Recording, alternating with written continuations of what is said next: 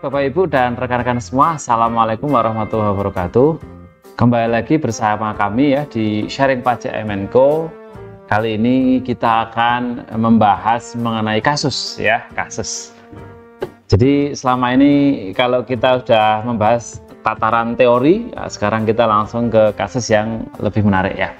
Baru-baru ini saya diberi pertanyaan yang mungkin jadi pertanyaan banyak dari Bapak Ibu dan rekan-rekan sekalian ya terkait pajak, yaitu pajak atas bonus ya, atau mungkin penghargaan atau imbalan segala macam. Jadi begini, saya punya rekan, dia itu distributor ya di suatu daerah lah itu. Nah, ketika dia sebagai distributor dalam tahun tersebut itu mencapai target, itu dia pasti akan dapat bonus.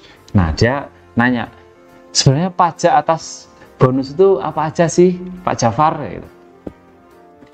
Nah, saya nanya, bonusnya itu berupa uang atau barang? Ya ada uang, ya ada barang. Wah, ini penjelasannya agak panjang ya. Nah, saat ini kita akan membahas itu ya, aspek perpajakan terkait bonus. Kalau misalnya kita sebagai distributor targetnya itu melebihi yang ibaratnya yang ditargetkan dari pusatnya sana ya.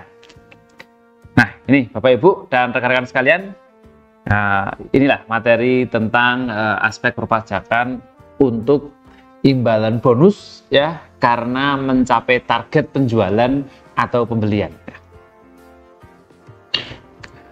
Bapak Ibu dan rekan-rekan sekalian, sahabat dari Sharing Pajak M&Co, jika kita mempelajari aspek perpajakan terkait bonus ya ataupun insentif segala macam lah istilah mereka ya, bagi distributor, mungkin dealer, mungkin agen ya di suatu daerah, itu kita berpatokan pada surat edaran dari Direktur Jenderal Pajak ya, nomor SE nomor 24 PJ tahun 2018.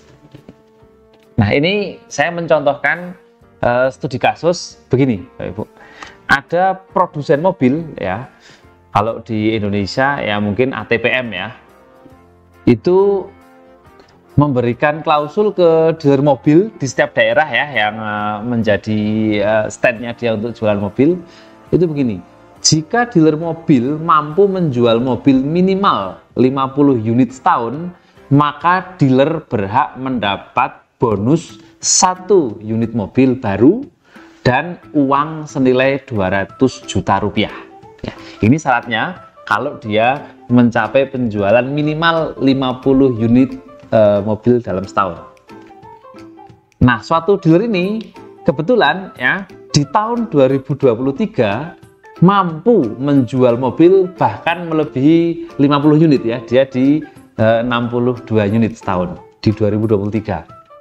Otomatis dia nanti akan dapat bonus, yaitu 1 unit mobil dan uang tunai itu yang 200 juta rupiah. Maka dealer berhak atas bonus berupa 1 unit mobil baru dan uang sejumlah 200 juta rupiah.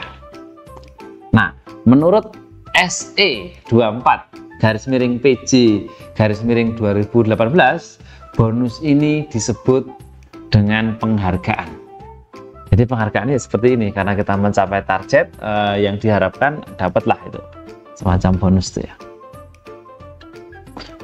Nah, penghargaan yang diberikan dari produsen ke dealer atau ke distributor, ke agen atau apalah itu bisa berupa uang, bisa berupa barang, maupun bisa juga berupa pengurang kewajiban. Nah, baik penghargaan itu berupa uang ataupun barang ataupun pengurang kewajiban akan menjadi objek pemotongan pajak penghasilan. Yang pertama, menjadi objek pemotongan PPh pasal 21 jika penerima penghargaan adalah wajib pajak orang pribadi dalam negeri ya, WP UPDN. Kemudian yang kedua, akan menjadi objek PPh pasal 23 jika penerima penghargaan adalah A. WP Badan Dalam Negeri, B. BUT, dan C. Kantor pusat BUT di luar negeri. Kemudian yang ketiga, objek PPh pasal 26 jika penerima penghargaan adalah wajib pajak luar negeri yang tidak memiliki BUT. Nah, dari poin 1, 2, 3, di poin 2 itu ada huruf C ini ya. Yang mungkin agak jadi pertanyaan untuk teman-teman dan rekan-rekan sharing pajak MNCO sekalian. Itu ada penghasilan kantor pusat BUT di luar negeri. Loh, bukannya ke luar negeri itu pasal 26? Nah, tunggu dulu. Ini ada penjelasan lebih lanjut ya. Penghargaan yang diterima kantor pusat di luar negeri dari BUT, padahal itu kan penghargaannya itu yang menjalankan BUT di Indonesia itu ya. Maka tidak menjadi objek 26, tapi menjadi objek PPh pasal 23. Ini namanya berlaku prinsip effectively connected income ya. Ini effectively connected income. Yaitu begini, penghasilan yang dikenakan PPh pasal 26 yang diterima atau diperoleh kantor pusat, nah, kantor pusat ini maksudnya luar negeri ya, itu memang awalnya kan harusnya pasal 26. Itu berubah menjadi objek PPh pasal 23 sepanjang terdapat hubungan efektif antara BUT dengan harta atau kegiatan yang memberikan penghasilan dimaksud. Jadi dari klausul ini yang menjalankan kegiatan di Indonesia itu BUT, BUT-nya itu melebihi target, dapat bonus dari lawan transaksi di Indonesia. Nah, sama lawan transaksinya langsung disetor ke luar negeri di pusatnya sana. Secara sekilas itu kan seperti 26. Tapi kalau kantor pusat itu punya BUT di Indonesia dan yang menjalankan kegiatannya itu BUT, tidak menjadi 26 tapi berubah ke PPh pasal 23. Hal ini diatur di Undang-Undang PPh pasal 5 ayat 1 huruf C ya. Atas kegiatan yang dibayarkan kantor pusat di luar negeri itu harus diakui sebagai penghasilan BUT dan menjadi objek PPh pasal 23, bukan pasal 26. Itu diatur di Undang-Undang PPh juga ya, di pasal 5 ayat 1 huruf C. Kemudian jika penghargaan itu berupa barang, ya hati-hati ya. Kemudian yang memberikan penghargaan adalah PKP, akan terutang PPN. Itu menjadi objek PPN. Kalau penghargaan berupa uang, pengurang kewajiban, itu bukan PKP ya. Jadi tidak ada PPN terutang. Tapi kalau berupa barang, itu di samping kena potput ya, kena pasal 21 atau 23 ditambah PPN terutang. Sekali lagi, jika yang memberi penghargaan adalah PKP. Nah, kembali ke contoh dealer mobil tadi. Tadi kan ada produsen mobil memberikan klausul ke dealer mobil ya. Penjualan 50 unit setahun itu dapat bonus. Nah, kebetulan dia menjual 62 unit sehingga dealer itu berhak atas bonus berupa 1 unit mobil baru dan sejumlah uang 200 juta rupiah. Maka ini misal ya, harga 1 unit mobil sesuai kesepakatan produsen dengan dealer adalah 250 juta rupiah. Jadi begini, apabila penghargaan itu berupa barang, maka barang itu harus dinilai secara rupiah. Nilainya itu adalah sesuai kesepakatan antara pemberi penghargaan dengan penerima penghargaan.